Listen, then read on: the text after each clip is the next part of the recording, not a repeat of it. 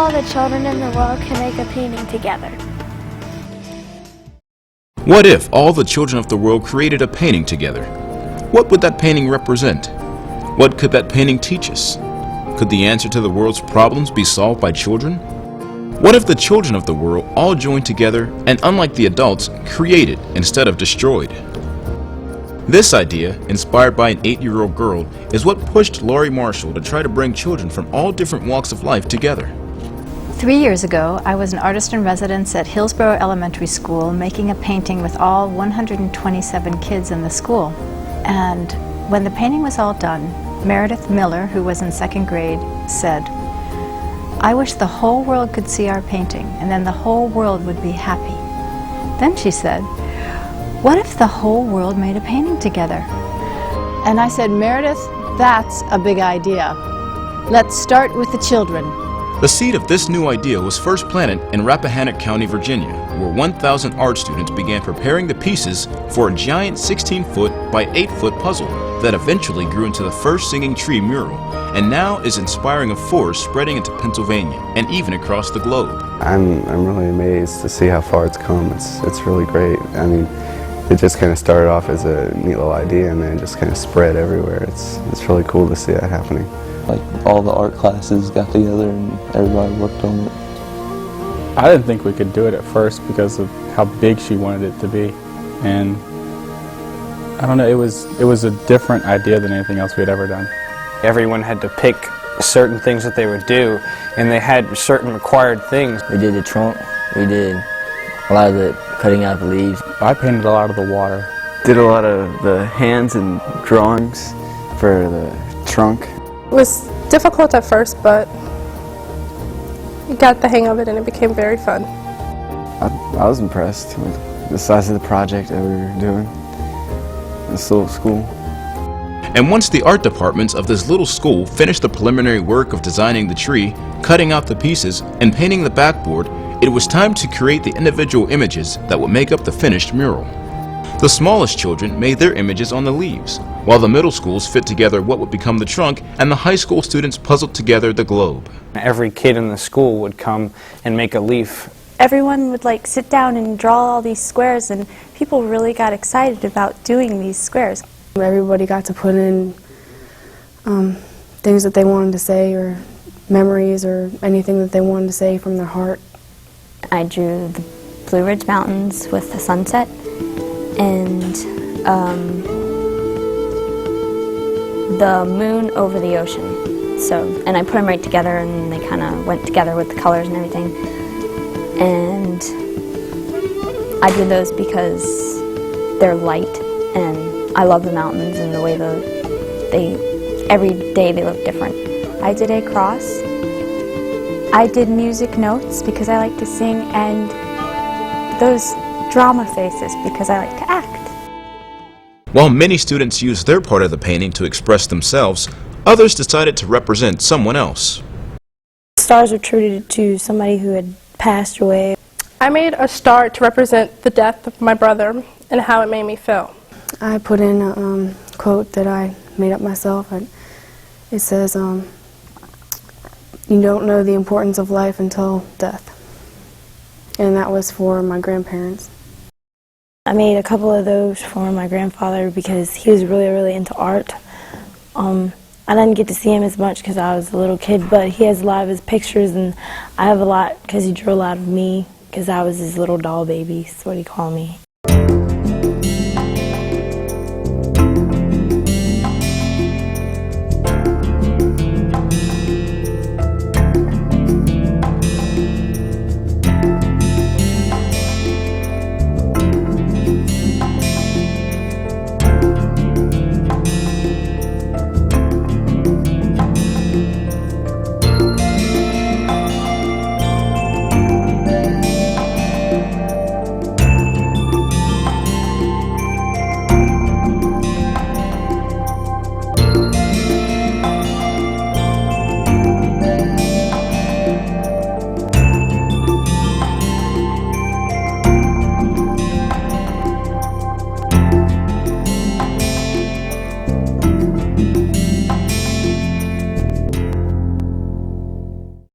The Singing Tree is a book by Kate Sarity that's about World War I.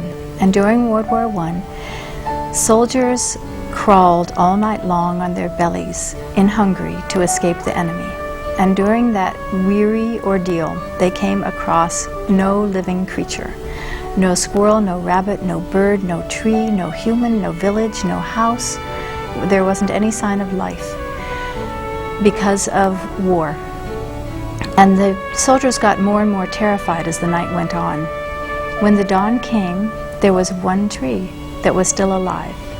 And in this tree, hundreds of birds had come from miles around who aren't normally together, and they were all singing. And I look upon our Earth as the singing tree of the solar system, and perhaps of the Milky Way, because there is no life anyplace else around. We've been looking. And the fact that there is life here on this planet is the bottom line. All of our differences aren't as big as the fact that existence is here, and not only existence that has produced amazing animals and plants, but the human being with its consciousness. And that's what I want the kids to see, that the miracle of life is the bottom line. The Singing Tree is designed to involve the children from start to end and seeks to better the world through the voices of young people. This project is based on two ideas I have that I bring to all the work I do with students. The first one is that kids learn best by making real products for a real audience that come out of a real interest. The only way to compete with media right now, who is our young people's main teacher, is to do real stuff, to engage the kids in really having an effect in the world. Media uses all the intelligences. It uses story, movement, music, visuals to engage kids, and it does it really well. And schools can compete if we use that incredible energy and vision that kids have to do something real. And that's my second idea, which is that the vision and fresh point of view that children have and young people have is a healing tool for the world. I think it'd be great if everybody in the world could work on it.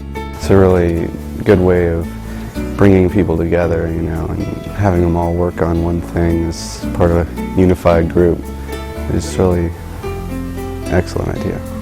Everyone just grows together, not, you know, we all go on for our own, you know, separate gardens, that we all create this one thing, this one tree, it's one life. It's just something that should be done many times over and over again. And it has been. Soon after the Rappahannock mural was complete, Laurie replanted the project in Pittsburgh and challenged even more people to get involved through the help of two local schools. Mount Lebanon High School in suburban Pittsburgh and Peabody High School in the heart of Pittsburgh were both eager and willing to drive the project to what it has become today. One of our instructors, June Edwards, who has moved on to the teaching at the collegiate level, first brought Ms. Marshall around, and they discussed the project and the impact that it could have on our students, since it was potentially going to involve not only our students but those from another school district as well. The kids certainly got excited about that prospect. What I heard them say is that they were very hungry to be connected with other kids, to be connected with kids who are different than them, to be able to express what's inside them. Those were the two things that I think they valued the most about the project. I think it's great because, you know, there are a lot of school rivalries, you know, with athletics and stuff like that. It's great that they're going to get together and work on a collective project. It's good for everybody to participate in and do. It's fun. Yeah. I mean, stop people from arguing and doing something. Made you, like, think that you were part of something, know you were part of something. And the kids from Pittsburgh approached the project just as the kids from Rappahannock did. My first impression was that it was a little bit crazy, like trying to paint a picture with all the children in the world, you know. It was more than what I expected because it was so big and it was somewhat overwhelming. At first I was like, well, it's going to take a lot of, it's going to take a while for it to get done. But once they got finished, I was like, yo, it turned out real nice. There were many different images from each school on the different trees, yet they were all connected by the freedom to express passions and values. I also saw a lot of similarities. And one of the similarities was that both schools, there were many images of crosses. And one of the students at Mount Lebanon observed, look at all those crosses. And another kid said, yeah, that's because we were supposed to do what's important to us. And there were many crosses on the Peabody one, and there were many crosses on the Rappahannock one. In fact, it was symbols from a wide variety of religions, along with those that questioned and poked fun at everyday life, that helped promote a theme of selflessness and unity throughout the different murals. Well, I wanted to put something, it says for us after September 11th what our thoughts were, and I put religious symbols in there because I thought that's really important to me after what happened September 11th. I drew in, tried to do a golden ohm symbol, and just in the clouds, something like that, in blue, sky blue. I put a picture of Che Guevara. He's a Latin American revolutionary from the 1960s. He liberated Cuba, Bolivia, the Congo from evil dictators. He cared nothing of himself but only for the oppressed people of the world, which is a value I really like in a person. It just made the school stand out when, you know, everything was done and it was finished. And, you know, it was a big thing for everybody in the high school because, you know what I mean, people were just staying out of trouble from doing it and everything, you know. It was a big improvement for the environment. I'm sure a lot of people in reading Mount Lebanon and Peabody, what is the connection? The connection is simply kids doing their best and being rewarded with the piece in its entirety whenever you view it. I think it's basically a symbol of happiness. I mean, every single image that is basically on the mural is basically a symbol of happiness. Everyone's together in this world, kind of. I think it's a really good idea for a project because, you know, there's a need for a lot of solidarity in the world. It would make me feel really good if I saw it displayed on, you know, some big, I think she said she donated one of them to some, like the UN or something. That'd be really neat if I saw it there, you know, and I could say, oh, there's my little spot, and there's some kids from Peru, and there's some kid from Cambodia or something, you know. It'd be really neat to see that.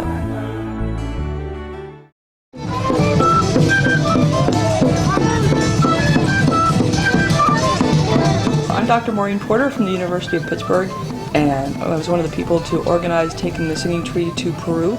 And we took it down as part of a project that we did building a school in a neighborhood of Urabamba.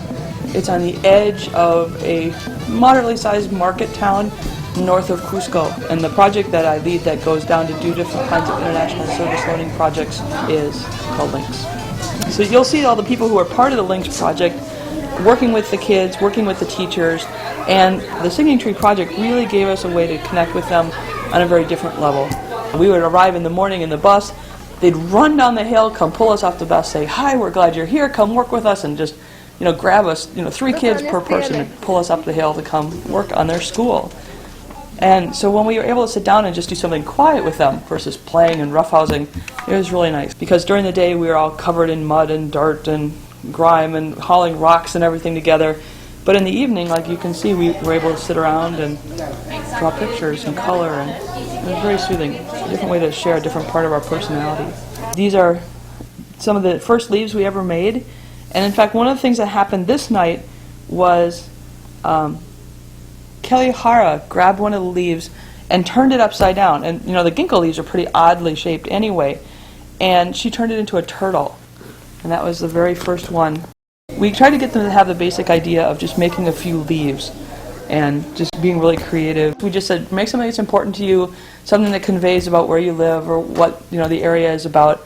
And a lot of them started pulling together all sorts of things that were combining them and us. Lots and lots of pictures of the mountains and their village, and you know everything is green and the people are so happy, and which is remarkable because it's desolately brown. I mean, these folks live in the poorest part of the neighborhood on the ground that nobody else wanted, the ground that you can't have any crops on, but yet they see their community as fertile and green, and people are happy and the houses are very colorful.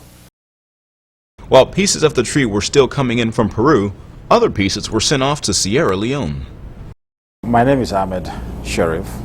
I'm the president of the Cotton Tree Association of Sierra Leone, Pittsburgh. It's a foundation founded in 1996 during the time when the war in Sierra Leone was very intense. Decided to gather some Sierra Leoneans to form an association to help relieve the agony of Sierra Leoneans, especially the young kids. So during that time, I met with Laurie in the process, and she shared with me her interest in trying to make a global tree for kids to express their feelings about how they feel about situations in the world, things that happen around them, and how they can share those experiences with other kids in other parts of the world. And she suggested about putting together a package for my nephew who lives in California that was going to Sierra Leone, that the kids of Sierra Leone can also send those pieces to add to the tree for them to also share what they experienced during the 10 years with the rest of the people and the kids in the world. Their joy was immense, that they can also be a part of a global effort to educate people about the needs of children and how they desire to live their lives as kids. And the kids were able to express how they felt and how they also shared their feelings about what happened in the United States September 11. Even one of the kids drew a plane that was going through the World Trade Center. So it was for them an experience, and also they were able to share what they experienced as a healing process for them. And hopefully other kids in the world that see it will also share in their agony, and with them together be the rulers that are supposed to be in the future for the rest of the world. And during this time, the project gained national attention when it was exhibited at the U.S. Botanical Gardens in Washington, D.C. When we got here, we just walked through the Botanical Gardens, and we came here and all the singing trees were up. I don't think they have any idea that their work is being exhibited in a place of national importance in the shadow of the Capitol. Being surrounded by the trees gives me a feeling of hope and peace. I think they're just beautiful. This is the first time I've seen them today.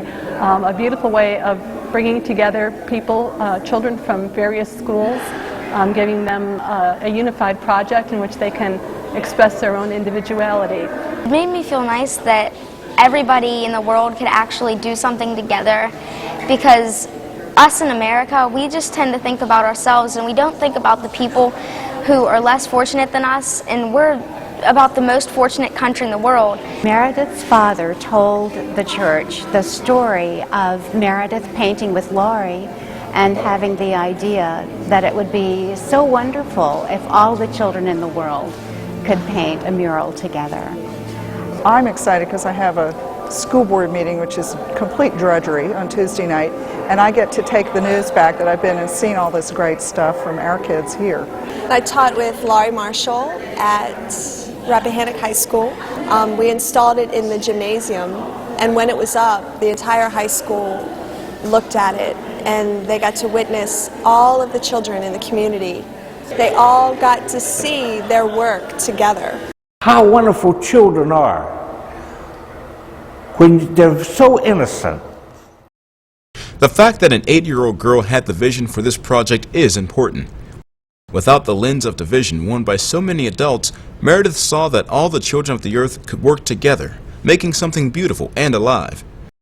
This is the root of peace. With the first planting of the forest of the singing trees, the birds have a place to come from hundreds of miles around, birds who aren't usually together. Through your hope, heart, and creativity, they will find more trees in the desolation left by fear and hatred. The singing tree is a joyous, large reminder that humans, who are alone together in space, while sharing a rare and precious planet, can create together instead of destroying each other.